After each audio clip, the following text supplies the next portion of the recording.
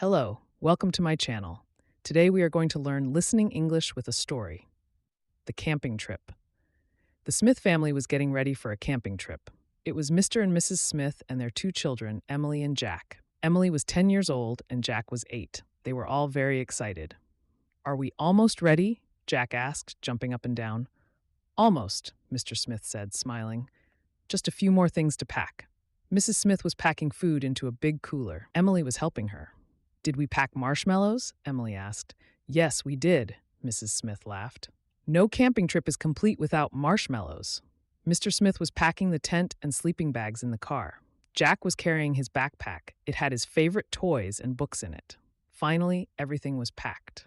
Okay, everyone, let's go, Mr. Smith announced. They all got into the car. Sparky, their dog, was in the back seat, wagging his tail happily. Sparky loved car rides and camping trips. They drove for a few hours. They drove through towns and past green fields.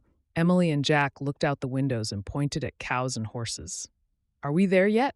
Jack asked again after a while. Not yet, but soon, Mr. Smith said. We are going to Redwood National Park. It's a very beautiful place with tall trees.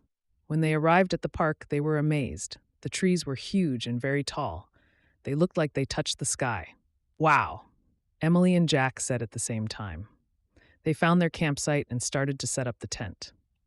Mr. Smith showed Emily and Jack how to put the tent poles together and how to put the tent fabric over them. It was a little bit tricky, but they all worked together, and soon the tent was up.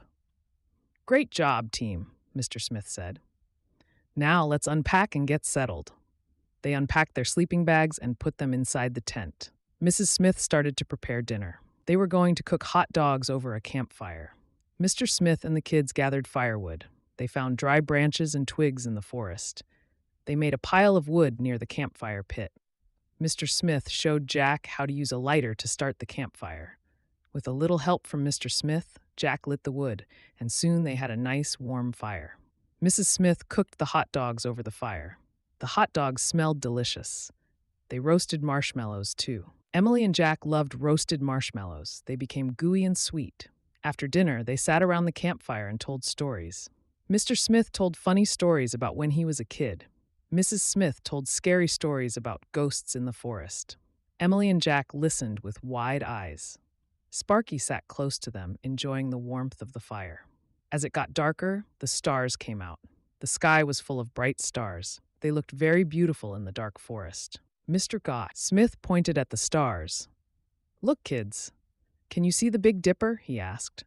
Emily and Jack looked up at the sky. Mr. Smith showed them how to find the Big Dipper and other star patterns. They learned about constellations and planets. It was getting late, so they put out the campfire and went into the tent to sleep. It was cozy and warm inside the tent. They snuggled into their sleeping bags. Sparky slept at the foot of their sleeping bags. It was a little bit noisy in the forest at night.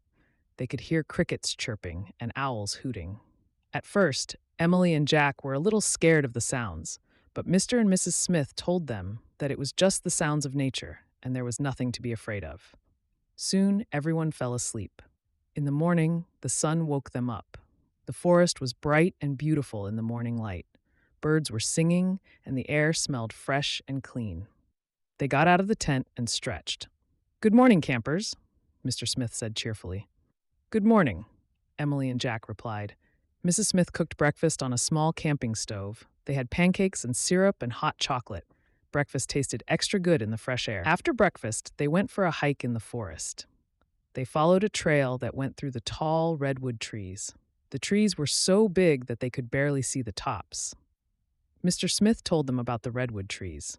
He said that they were some of the tallest and oldest trees in the world. Emily and Jack were amazed. They saw squirrels running up trees and birds flying overhead.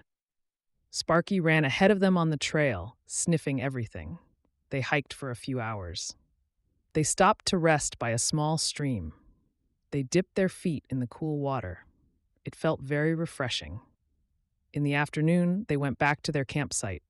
They played games and read books. Jack found a pine cone and started to play with it.